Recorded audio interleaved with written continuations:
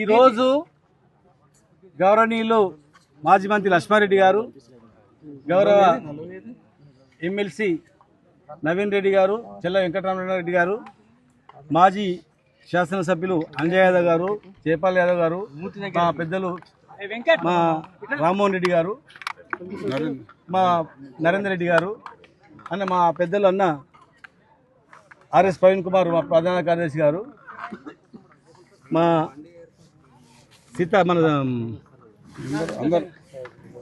ఆంజనేయులు గారు, హనుమంత్ గారు, విజయ్ కుమార్ గారు, వెంకటరామరెడ్డి గారు, సీనియర్ నాయకులు వెంకటరాములు గారు, ఇంకా పెద్దలందరికీ మేమందరి సమక్షంలో గత 15 రోజులుగా మేమందరం కూడా ఎప్పుడైతే ముగ్గురు ముఖ్యమంత్రులు gate opening, Tungabhadra gate repair చేసి ఓపెనింగ్ రోజు ఒంటరిగా ముగ్గురు కలిసినప్పటి నుంచి మా గుండెల ధడ స్టార్ట్ అయింది.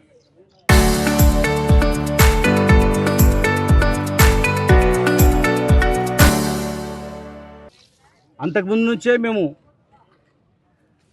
పాత్రికేయ సోదరులు చాలామంది తెలంగాణ అభిమానులు స్వచ్ఛందంగా వచ్చి ఇక్కడ ప్రాంతానికి వచ్చి సందర్శించి ఘోరం జరిగిపోతుంది అని వాళ్ళు గుండెలు బాదుకున్నప్పుడు మేము కూడా మొత్తం దీన్ని తెలుసుకొని మేమందరం నాయకులు చాలామంది, కొంతమంది రాలేదు అనివార్య కారణాల వల్ల, అందరం కూడా మాట్లాడి మా అధినాయకత్వంతో కూడా కేసీఆర్ గారితో, కేటీఆర్ గారితో, హరీష్ రావు గారితో, ప్లస్ ఇంజనీర్లతో, రిటైర్డ్ ఇంజనీర్లతో మాట్లాడి ఏం చేద్దాం, ఎన్ని రోజులు మేము గోసపడాలా, ఎన్ని రోజులు మా బతుకులు ఇట్లా ఆగం అయిపోవాలి, ఎన్ని రోజులు మమ్మల్ని నమ్మించి గొంతుకు వస్తారు, మా బతుకులు ఇంతేనా, మేము బతికేదే వ్యవసాయం లేకపోతే మా బతికేలేదు. 14 లక్షల మంది వలస పోయినా కూడా ఎవడు కరికరించలేదు, చెల్లించలేదు. మా జిల్లాలను దత్తత తీసుకొని కూడా నోట్లే ఇంత సున్నం పెట్టింది, మాకు ఏం చేయలే, మమ్మల్ని చూసి దోసుకుపోయిన తప్ప ఎవడు ఏం చేయలే. ఇలా 10 ఏళ్ళు కష్టపడి పెండింగ్ ప్రాజెక్టులు కంప్లీట్ చేసుకొని, కొత్త ప్రాజెక్టును కూడా 90% పాలమూరు రంగారెడ్డి జిల్లా ప్రాజెక్టు కంప్లీట్ చేసుకొని, కేలేని ఆధునీకరించుకొని, ఇక భవిష్యత్తులో ఇంకా వలసలు ఉండవురా బాబు మనం బతు అనుకున్నాం.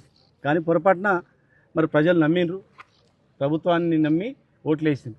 3 సంవత్సరాల నుంచి 10 సంవత్సరాలు మిగిలిపెట్టిన ప్రాజెక్టు కంప్లీట్ చేయలేదు, పాలమూరు రంగారెడ్డి జిల్లా ప్రాజెక్టు.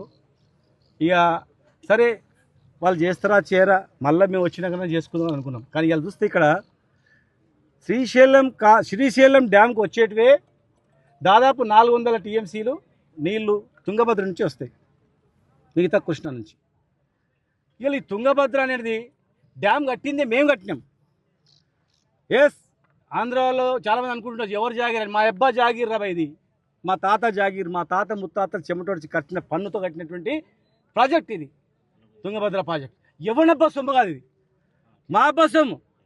కన్న కష్టాలు పడి మేము కట్టిన పన్నుతో ఆనాడు నిజాం ప్రభుత్వంలో కట్టినటువంటి ప్రాజెక్ట్ 1946లో స్టార్ట్ అయితే 57-58లో కంప్లీట్ చేసుకున్నాం. మేము కంప్లీట్ చేసుకున్న ప్రాజెక్టు దురదృష్టంలో ఈ జిల్లాలు మొత్తం కూడా కర్ణాటకలో కలిసినాయి. తెలుగు రాష్ట్రాల పేరు ఆంధ్రప్రదేశ్ ఏర్పడి అందులో పోయినాం. మా దురదృష్టానికి అవతల పక్కన మళ్ళీ ఆంధ్రనే వచ్చింది. ఆంధ్రప్రదేశ్ ఏర్పడినా కూడా తెలంగాణ ప్రజలను కానీ, తెలంగాణ రైతులను కానీ మనుషులాగా చూడలే. మాది మోటార్ల వ్యవసాయం, వాళ్ళది కాలువ వ్యవసాయం. ఇక విసిగిపోయి తెగించి తెచ్చుకున్నాం.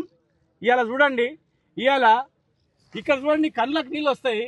ఈడనేమో ఆర్డీఎస్ తెలంగాణ వైపునటువంటి లెఫ్ట్ కెనాల్ ఏమో ఇక మొత్తం మట్టి ఇసుక కావాలని తీస్తలేదు, సిల్ట్ తీయకుండా, ఇక నీళ్ళు రాకుండా, చుక్క నీళ్ళు కూడా రాకుండా ఇక్కడ ఆనకట్టేసినట్లు వేసిండ్రు. అక్కడ సుంకేశ్లకు పోయేటువంటి దగ్గర గేట్లు బద్దలు కొట్టి ఈ ఆర్డీఎస్ జనరల్గా ఈ డ్యామ్, ఈ బ్యారేజ్ నిండి ఓవర్ఫ్లో కావాలా, కట్టిందే దానికి. బుద్ధి జ్ఞానం ఉన్న ఎవడైనా, అన్నం తింటాడు ఎవడైనా ఇక్కడికి వస్తే ఇది అన్యాయం అంటారు. గేట్లు ఎందుకు బద్దలు కొట్టి, ఎవడు బద్దలు కొట్టిండు? ఇలా గేట్లు బద్దలు కొట్టి నీళ్ళు తీసుకెళ్తున్నారు. పక్కల ఆంధ్రాకి నీళ్ళు తీసుకుపోవడానికి రెడీగా కట్టి పెట్టింది. అలా మా ప్రభుత్వంలో ఆపినాం. అక్కడ నీళ్ళు వృధా పోతున్నాయి కానీ ఇక్కడ సుక్క నీళ్ళు వస్తలేవు. మేము రైతులం కాదా? నడిగట్ట రైతులు కారా? పాలమూరు రైతులు కారా? మేము మనుషులం కాదా? అరే దళితులారా, ఈ జన్మనిచ్చిన గడ్డకి ఎవడైనా అన్యాయం చేస్తే మాడి మసేతర కొడుకులారా, ఎవడైనా కానీ సరే, ఇది పౌరుషంగల గడ్డ. ఊరుకున్నంతసేపు ఊరుకుంటారు, అన్యాయం జరిగితే తరిమి తరిమి కొడతారు. చరిత్ర ఉంది దీనికి. ఎవడైనా నీళ్ళు రాకుండా మొత్తం తీసుకుపోతారా? మళ్ళీ పైన క్రూడ్ లిఫ్ట్ ఇరిగేషన్ స్టార్ట్ అయింది, కంప్లీట్ అవుతుంది. రిజర్వాయర్ కూడా కంప్లీట్ అయింది. పైన కర్ణాటకలో 2 TMCలు తీసుకుపోయి అక్కడ పైన చిక్కలమరి దగ్గర కూడా పని స్టార్ట్ అయింది. అక్కడ నీళ్ళు తీసుకుపోయి మంత్రాలయం దగ్గర అక్కడ నీళ్ళు తీసుకుపోయి అది గుండ్రేవుల దగ్గర ఇంకో ప్రాజెక్ట్ అది కంప్లీట్ చేసుకొని అక్కడ నీళ్ళు తీసుకుపోయిన తర్వాత దాదాపు ఇవన్నీ కలిపితే 60-70 TMCల రిజర్వాయర్లు. అక్కడ నుంచి మళ్ళీ 300 లిఫ్ట్ చేసుకుంటారు. పేరుకు తాగునీరు, కానీ చేసేటువంటిది తెలంగాణకు మోసం. మొత్తం 200 TMCలు 300 TMC తీసుకుపోయిన తర్వాత శ్రీశైలంకు నీళ్ళు రావు. మళ్ళీ ఒకటి తుంగభద్ర డ్యామ్ పెంచాలని చెప్పి ప్లాన్ చేస్తూ ఉన్నారు. నాగలి దగ్గర 35 TMCల నీళ్లకు రిజర్వాయర్కు మళ్ళీ ప్లాన్ చేసిండ్రు. తెలంగాణ గవర్నమెంట్ కూడా లెటర్ రాసింది. తెలంగాణ గవర్నమెంట్ ఏం చేస్తున్నట్లా? ఇరిగేషన్ మంత్రి ఏం చేస్తున్నట్లా? తెలంగాణకు అన్యాయం జరిగితే చూస్తూ ఊరుకుంటారా? ఈ తెలంగాణలో పుట్టిన పాలమూరు బిడ్డననే ముఖ్యమంత్రి ఏం చేస్తున్నట్లా? ముఖ్యమంత్రి ఏం చేస్తున్నా? ఇరిగేషన్ మంత్రి ఏం చేస్తున్నట్లా?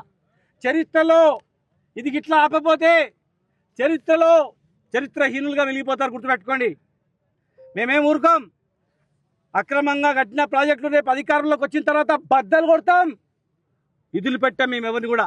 తెలంగాణ రాష్ట్రం గురించే కొట్లాడినాం. మేము రాష్ట్రం కావాలనే కొట్లాడినాం. మా పాలమూరుకి అన్యాయం జరిగితే మేము ఊరుకుంటామా?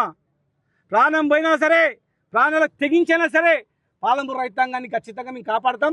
ఈ కురిటి ప్రాజెక్టును ఆపాలి, చిక్కలమర్రి ప్రాజెక్టును ఆపాలి, మంత్రాలయం కట్టే ప్రాజెక్టును ఆపాలి, గుండ్రేవుల ప్రాజెక్టును ఆపాలి. పక్కల రైట్ కెనాల్ ఆంధ్రాకు తీసుకుపోవడానికి రెడీగా పెట్టిరు.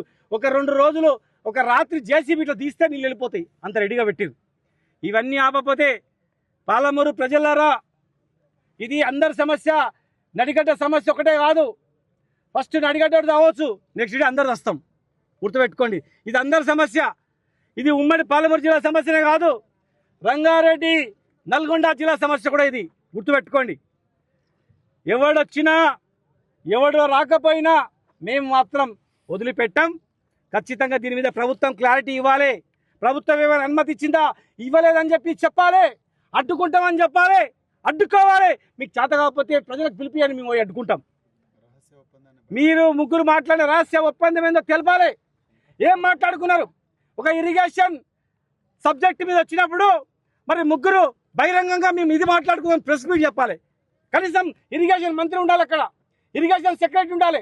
ఇలా ఎవడు నీటిపారుదల శాఖకు 10 సంవత్సరాలు తెలంగాణకు వ్యతిరేకంగా నీటి కేటాయింపులు కేటాయించకుండా ఆంధ్ర ప్రిన్సిపల్ సెక్రటరీగా, ఇరిగేషన్ సెక్రటరీగా ఉన్నటువంటి ఆదిత్యనాథ్ దాస్, చీఫ్ సెక్రటరీగా ఉన్నటువంటి ఆదిత్యనాథ్ దాస్ తెలంగాణ వ్యతిరేకంగా పనిచేసినాడు. ఇలా మాకు అడ్వైజరా? ఎవడెవడైతే ఆఫీసర్లు వస్తున్నారో అగ్రవర్గాల ఆఫీసర్ ప్రతి ఒక్కడు కూడా వాని వెనకాల చీకటి ఒప్పందంతో తెలంగాణను సర్వనాశనం చేయడానికి వస్తున్నారు. తెలంగాణ సమాజం గమనిస్తూ ఉంది. అందుకే మా జర్నలిస్ట్ ఏమైనా గట్టిగా మాట్లాడితే జర్నలిస్టులను కూడా అర్ధరాత్రి ఎత్తుకుపోయి 3rd డిగ్రీ పెడతా ఉన్నారు. విశ్లేషకులు మాట్లాడితే భయపెట్టిస్తున్నారు. మీరు భయపెట్టించేది 2 సంవత్సరాలు మాత్రమే. ఆంధ్ర పోలీసులది కానీ ఆంధ్ర అధికారులది కానీ నడవదు. ఇవాళ అన్యాయం చేసిన ఆఫీసర్ గారు ఎవడైనా సరే భవిష్యత్తులో ఎక్కడ ఉన్నా తెలంగాణకు మీ వల్ల అన్యాయం జరిగితే బిడ్డలారా, ఎవడు అన్యాయం చేసినా వాడిని బొక్కలకెంచి పట్టుకొచ్చి ఈ ఆర్డిఎస్ కెనాల్ కాలువ మీద నిలబెట్టి పండబెట్టి తొక్కుతాం తప్ప ఉట్టే మాత్రమే ఊరుకోం. ఎవడు అన్యాయం చేసినా గుర్తుపెట్టుకోండి. దీని మీద క్లారిటీ ఇవ్వాలి. నడిగడ్డ ప్రజలు ఏ పార్టీ ఉన్నా సరే పార్టీ జెండాలు పక్కకు వాడేసి అందరు ఐక్యమై దీన్ని కాపాడుకోవాలి. మనకు జీవన్ మరణ సమస్య ఇది. గుర్తుపెట్టుకోండి. ఈ ఇరిగేషన్ మంత్రి మీద నమ్మకం లేదు. సచ్చినోళ్ళ శవాలే 1 సంవత్సరం 2 సంవత్సరాలు తీయలేకపోతున్నారు. వాళ్ళు చేయలేరు. అవతలోనికి దారిస్తారు. ఎత్తుకపోండిరా, పూసుకపోండిరా, తూకపోండిరా అని చెప్తారు తప్ప తెలంగాణకు మాత్రం న్యాయం జరిగే పరిస్థితి లేదు.